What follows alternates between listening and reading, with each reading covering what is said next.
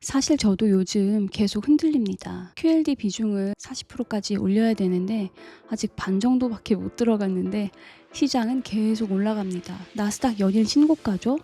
S&P 500도 신고가 찍었죠. 현금을 넣을 기회를 안 주네요.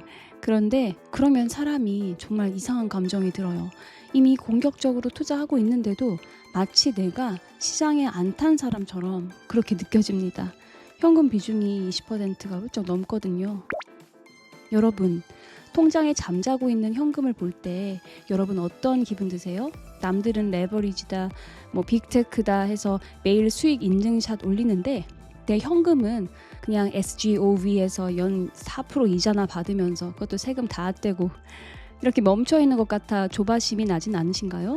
사실 5억, 10억 자산 규모가 커질수록 이 조바심은 더 커지는 것 같습니다. 이 돈을 주식에 넣었으면 하루에 1,000만 원은 더 벌었을 텐데 이런 생각이 자꾸 머릿속에 떠나질 않죠. 하지만 오늘 저는 여러분께 완전히 다른 이야기를 해보려고 합니다.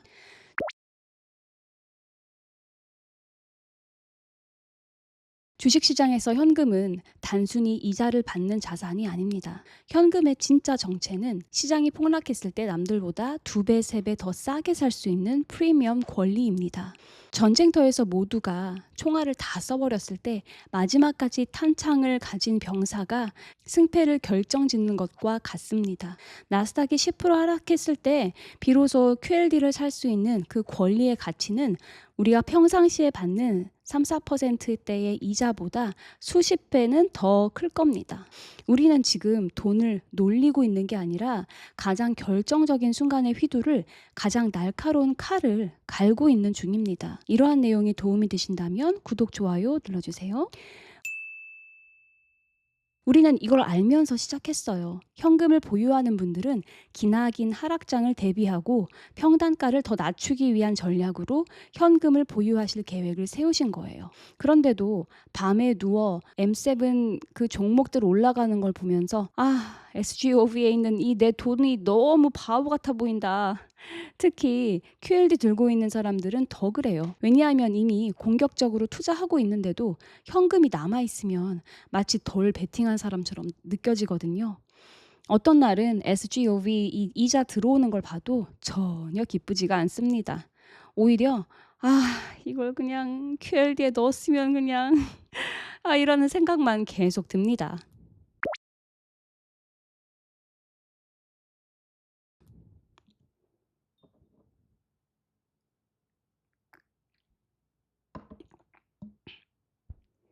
그래서 여러분들 중 몇몇은 이런 선택을 합니다. 예를 들어 2억 현금이 있다고 해봅시다.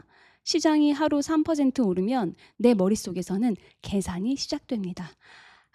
오늘만 넣었어도 600만 원인데. 이 생각이 하루 이틀 쌓이면 사람은 결국 고점 추격을 하게 됩니다.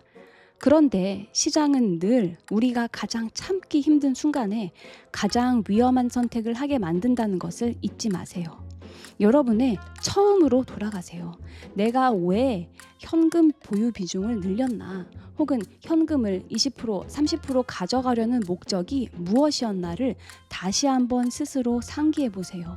또한 멀리 가지 마시고 2025년 관세로 인한 하락, 2026년 미국 이란 전쟁으로 촉발된 마이너스 10% 수준의 하락, 2022년 러우 전쟁, 그리고 2020년 코로나 시절까지 모든 순간의 역사는 우리가 왜 이 선택을 하게 했는지를 말해주고 있습니다.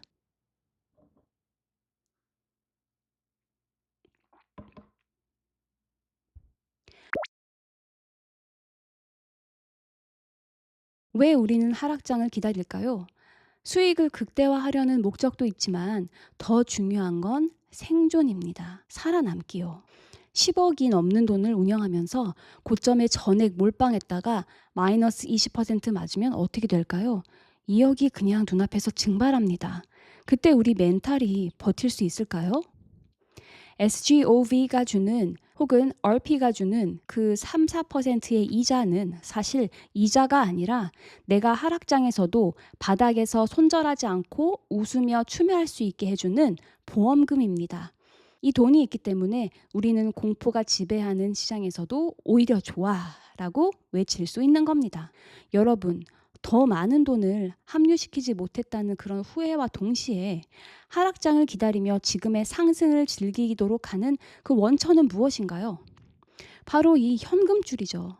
여러분이 수천만 원에서 수억까지 지금 손에 들고 있는 이 현금이 여러분들을 조급해 하지 않게 하고 섣부른 결정을 하지 않게 하고 그렇기 때문에 손해를 보지 않도록 만들어주는 역할을 합니다.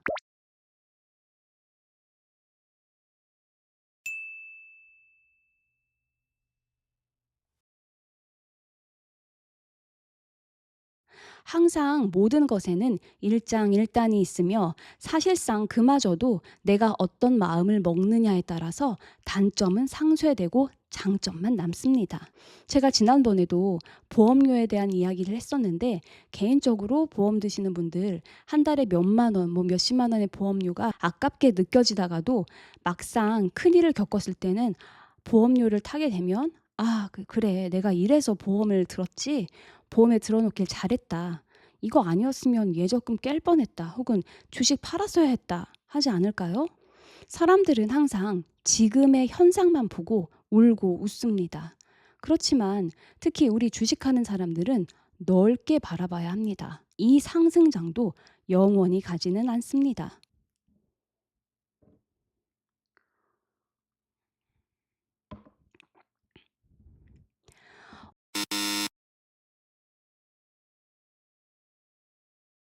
어쩌면 현금을 들고 버틴다는 건 수익률보다 더 어려운 일인지도 모릅니다. 시장이 오를 때 따라가지 않는 건 인간의 본능을 거스르는 일이니까요. 하지만 우리는 알고 있습니다. 진짜 부자는 매일 흥분하는 사람이 아니라 결정적인 순간에 살아남는 사람이라는 걸. 전략적 인내는 바보가 하는 것이 아닙니다. 남들이 환호하며 고점에 뛰어들 때 우리는 현금이라는 방패 뒤에서 차분하게 다음 수를 계산합니다. 이것이 1억 자산가가 3억, 5억, 10억, 20억으로 가는 유일하고 안전한 길입니다. 지금 현금을 쥐고 있는 답답해하는 나 자신에게 말해주세요. 너는 지금 지루한 기다림을 하는 게 아니라 승률 90% 이상의 게임을 설계하고 있는 거야 라고요. 현금은 노는 돈이 아닙니다. 가장 강력한 공격을 위해서 잠시 장전된 총알일 뿐입니다. 그 타점이 왔을 때 망설임 없이 방아쇠를 당길 준비만 하세요. 이게 우리가 이 시장에서 끝까지 살아남아 승리하는 방법입니다. 오늘도 끝까지 시청해 주셔서 감사합니다. 안녕.